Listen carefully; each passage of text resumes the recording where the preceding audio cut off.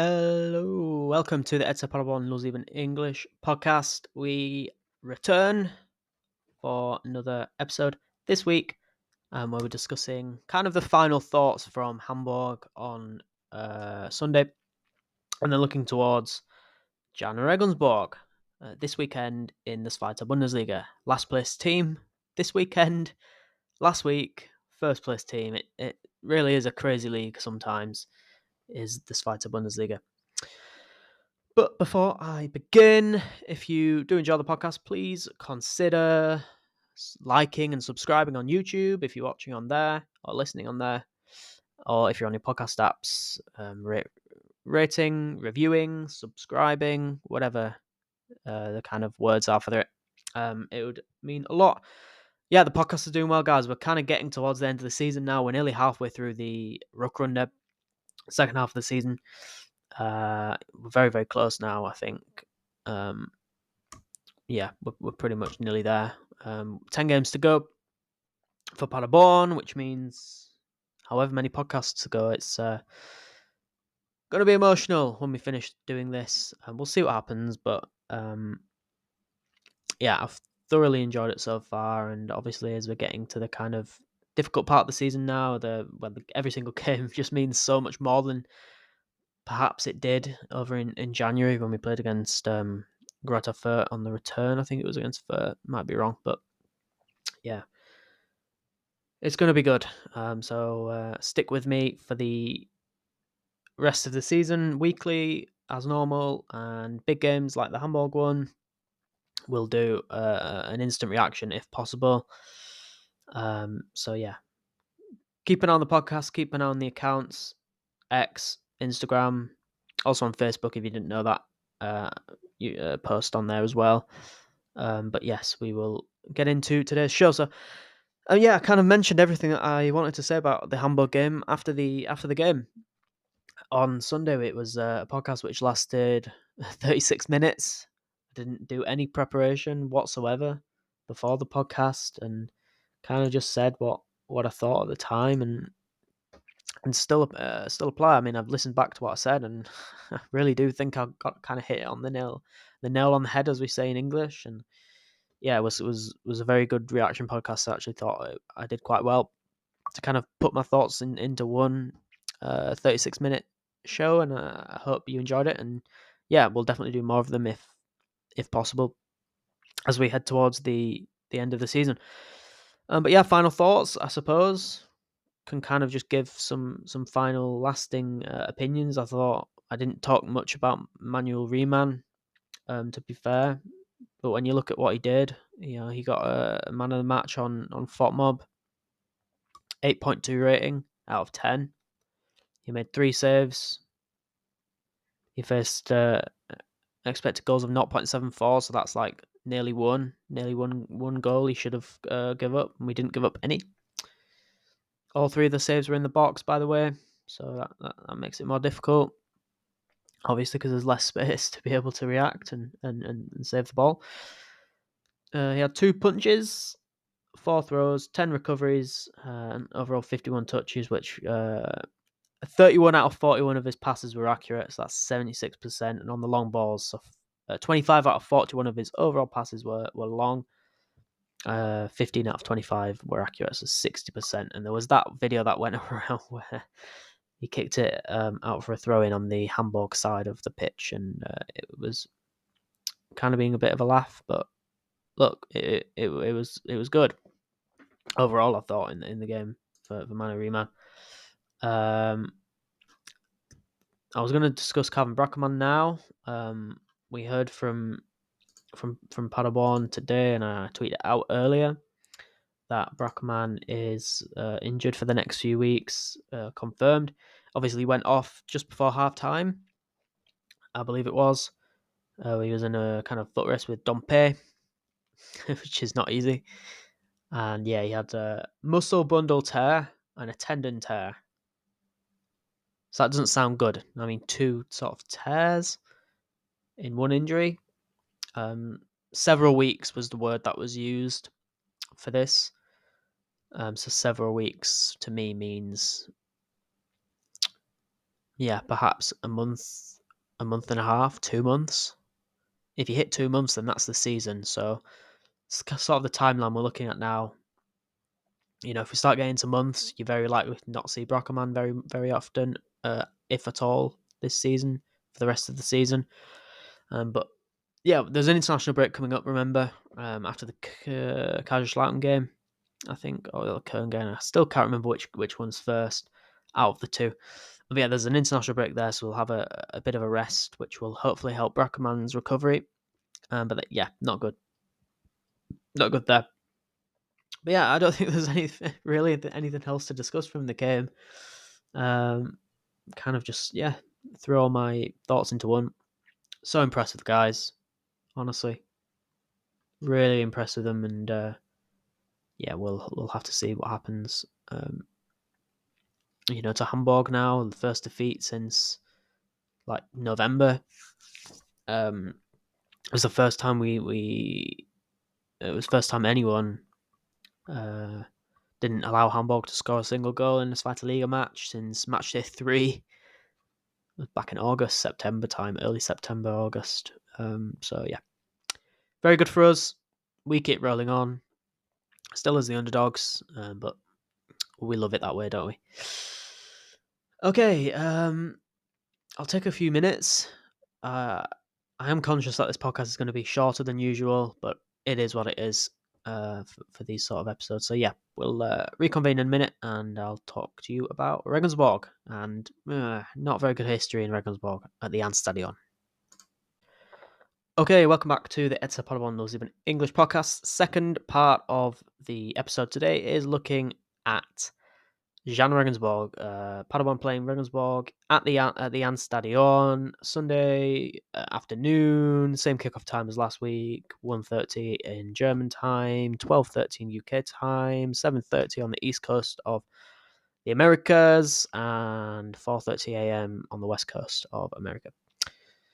Yes, so let's get into it then. Regensburg, bottom of the league right now. 24 matches played, minus 39 goal difference, 15 points. They're 4 points off Ulm in 17th. They're 7 points off Eintracht Braunschweig, who have the derby with Hanover this weekend, by the way. Should be a good game, that. Braunschweig are in 16th with 22 points. So Regensburg have a mountain to climb at this stage of the season. Really, they do.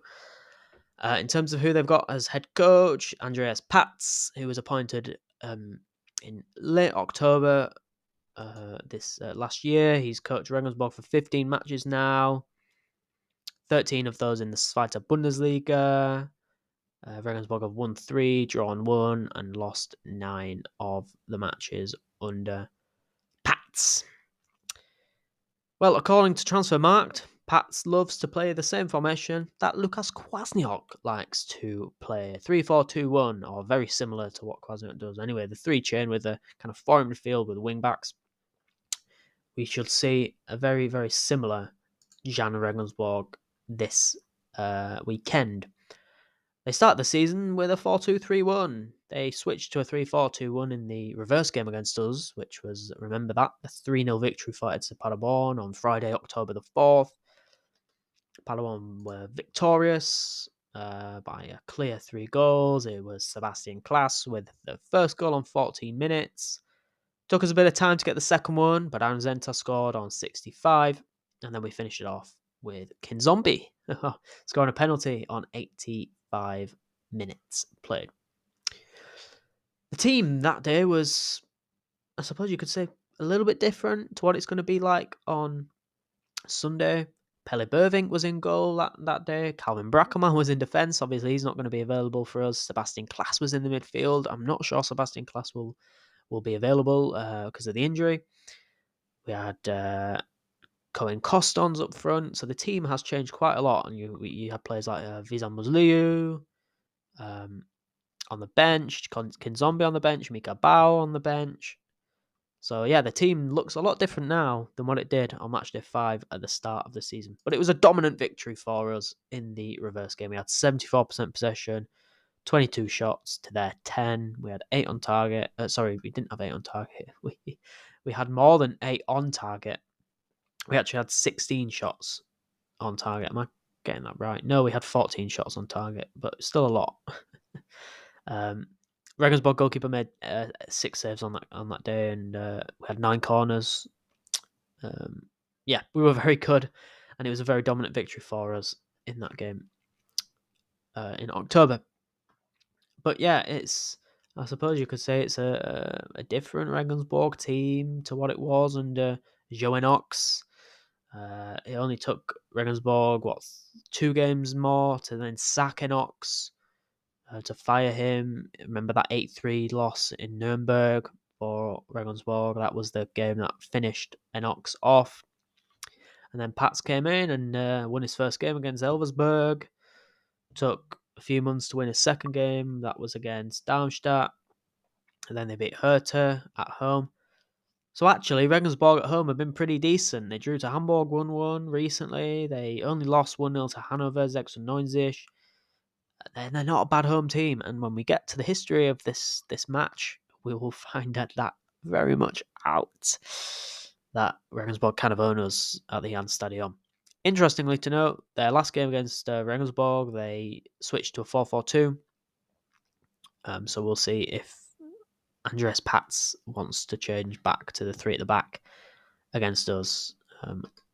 My prediction is probably yes, he would want to change, but we'll have to see with that. And it is also a different Regensburg team simply because of the amount of transfers they had, and they made a lot of transfers in the summer. If we quickly have a look at the transfers, they brought in 4 players, but that was probably one of the most in the Zweite Bundesliga. They brought in Tim Handwerker from Nuremberg on a free. Frederick Ananu, you remember him, SC Paderborn, former player from Belgium. Also brought in 2 loans, Anzi Zuonen from Hamburg and also Sargis Adamayan from Köln, who was only playing Bundesliga football last season. So, yeah, different sort of Regensburg team probably, but still the worst team in the league by, well, some distance, let's be honest. They're not a very good team. But yeah, we should probably discuss the history of the match now and kind of how bad we've been at Regensburg in the last few years. I mean, it should be interesting to say as well that former Paderborner Kai Pröger is going to be missing for this game as well for Regensburg. He has a torn muscle fiber and won't be playing, so that will be kind of upsetting. It would have been nice to see Kai, against us after the many years of not being in Paderborn. But yes, what was I going to say? Yeah, I was going to say about the history of the 2 teams and kind of where we're just not very good against them. So if we look kind of at all matches between the 2 sides recently, Regensburg have owned us at the Jahnstadion. Last season, they beat us 1-0 at home, match day 25. Season before that, 1-0, match day 27. Season before that, sorry, I missed out a season. They went when they were in the Dritte Liga. So 22-23, 1-0. 21-22, 1-0. And 2021, 1-0. Even the promotion season, when we got promoted, they beat us with 2-0 on match day 19. 16-17. Granted, we were not a very good team that year. 3-0. Last time that we beat Jahn Regensburg at the Jahnstadion was 2012. The 2nd of November, 2012, we won 2-0. Match day 12 of the season against Regensburg. And we scored early on. Philipp Hoffmann, 13 minutes. And then the second goal was... And it was that long ago that our current goalkeeper coach, Nico Boucher, was on the bench for us. That is hilarious. And it took us to the 87th minute from Emmanuel Zeitz to the defender. He scored the punch goal, assisted by Mario Vrancic. It was a kind of fun team there that year. Yeah. Marcus Troscher in the midfield. Bruckner. left back. Yeah, cool team. But that was that was the last time we beat Regensburg in the Jahnstadion, and then you go back to 2009. We won 4-0 against them. 23rd match day of the Drittliga season, and it was a it was a hat trick in 30 minutes for Serkan Guvenizic. See, this is well before my time. I don't even know who he is. I should. He's got many goals for us apparently. See, this is where I don't know my knowledge isn't good. Yeah, 17 goals and 8 assists for him in that season. Wow. His only hat trick though was against Regensburg, so hopefully someone can get a hat trick for us at the weekend. But yeah, not a very good record at the Jahnstadion for SC Paderborn. But we are very big favourites, and we are expected to win this game because they are not very good, and we are supposed to be very good. So, yeah, injury updates. Well, I say injury updates, sort of who we're looking at out for. Obviously, Brackerman mentioned Felix Platter with a spinal cord injury. We're expecting him to be out for many weeks still. Luis Engelns still with a knee problem, and Sebastian Klaas with a calf issue as well. I'm guessing all those players will still be unavailable in Regensburg at the weekend. If we could sort of look at Regensburg's best players and best statistics, what are they actually good at? Well, the top scorer, Noah Ganus, is their top scorer because he's got 3 goals. Yeah, not a very good team. It has to be said there. In terms of goals per match, bottom of the league, 0.6. Conceded per match, bottom of the league, 2.2. Average possession, you guessed it, bottom of the league, 18th. However, they are 10th in clean sheets with 5.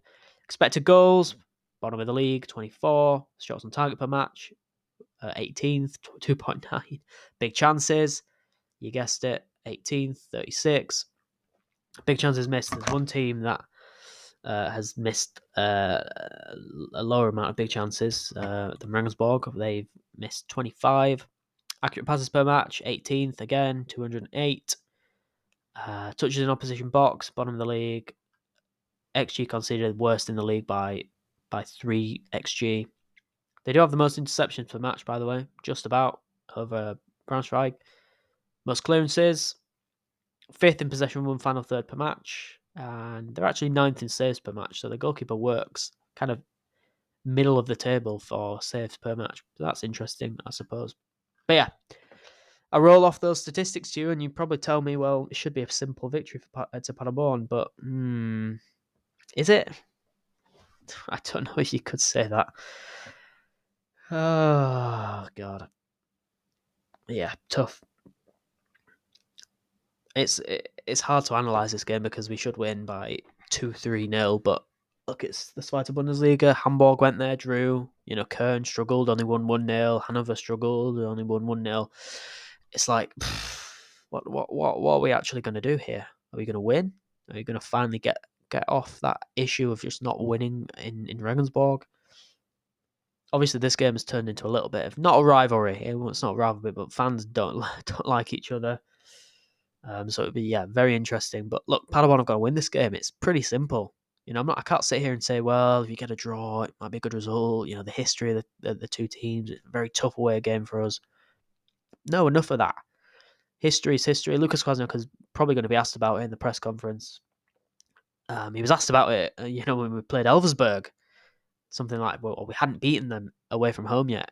And then we went and won against them, quite,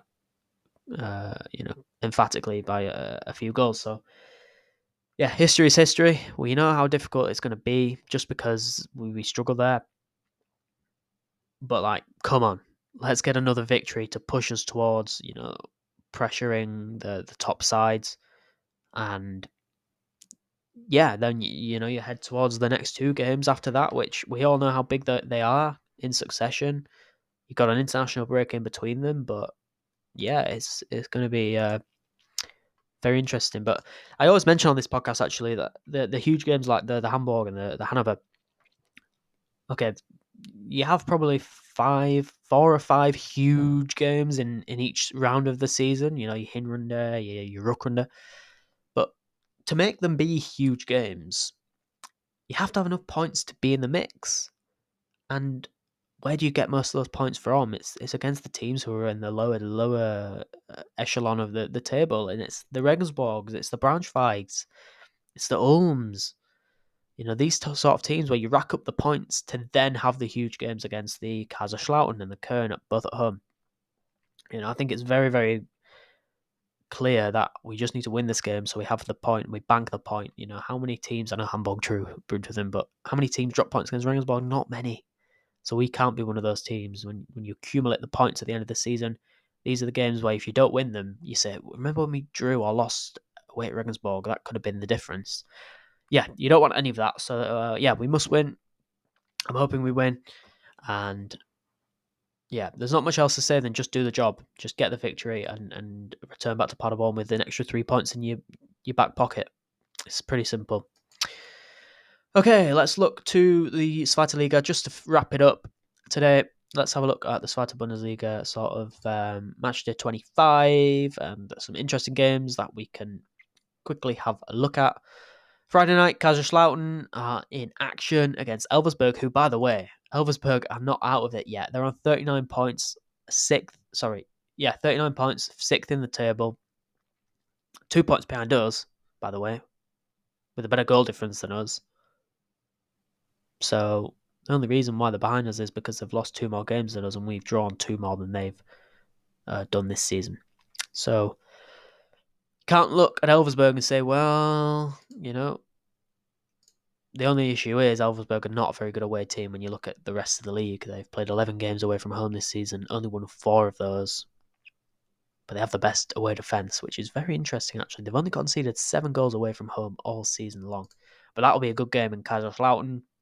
Obviously, if you're a Paderborn fan, what do you hope for there? A draw? I suppose.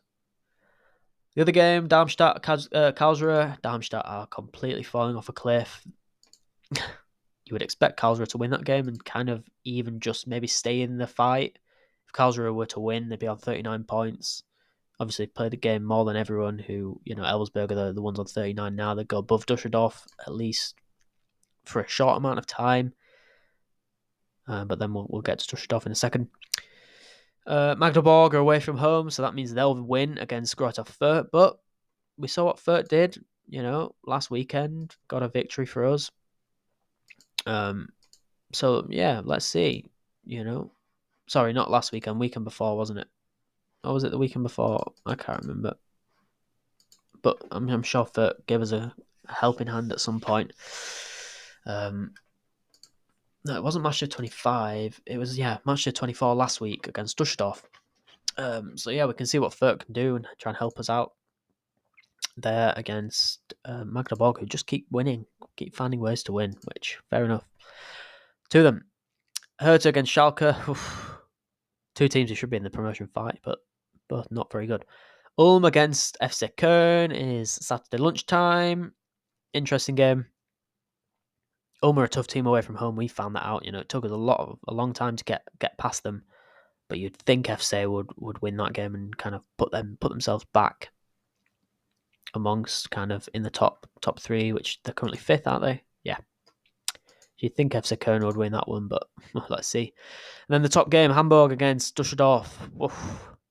What do you hope for there? If you're a Paderborn fan, a draw again? It's tough because we're playing last, so we don't know kind of like if we win, you would maybe hope for a Düsseldorf win, so you know, closer. You know, you prefer Hamburg to lose versus Düsseldorf, plus you've still got Düsseldorf to play against. But yeah, it's kind of difficult to know what to want or expect or kind of hope for in these games because it is so tight up there. Anyone winning is like, well, they go above us, you know, it's a tough one. But yeah, and then Sunday, you've got Hanover against Braunschweig in the derby. Should be a really good game. Then you've got obviously us against Jahn Regensburg and Munster against Nuremberg. So that is your Zweite Bundesliga kind of look ahead for the week. I suppose the best case scenario is Paderborn win, go on to 44 points. Hamburg lose, Kaiserslautern lose, Magdeburg lose, and Köln. What would that do? Well, it'd put, Ulm would win, so we don't care about that. Fürth would win, don't care about that. Elversberg would win, but Elversberg would still be 2 points behind us. So we'd be top of the league, whatever happens there, wouldn't we? We'd be top of the league by a few points, actually. So the best case scenario is probably hoping that Dusseldorf were to beat Hamburg, because even if Dusseldorf win, they'd still be 3 points behind us. So that's what you should be hoping for this weekend. A lot of teams losing above us, and obviously us doing our job. It's all that matters, because if we don't do our job, none of this matters at all. But yeah, thank you all for listening. Apologies that it's been a little bit of a shorter episode than I would have liked and usually do on this weekly show. But yeah, we'll reconvene next week and look how we did against Regensburg, and then preview Kaiserslautern and get back to those huge games. Although this is a huge game this weekend, let's not kid ourselves with that. It's going to be a big game for us. We've got to win and keep the good times rolling. Yeah, I don't think there's anything else. Thank you all for listening. If you did enjoy, please do like, share, subscribe, whatever it is, and I'll speak to you all next week. Cheers. Thanks. Bye.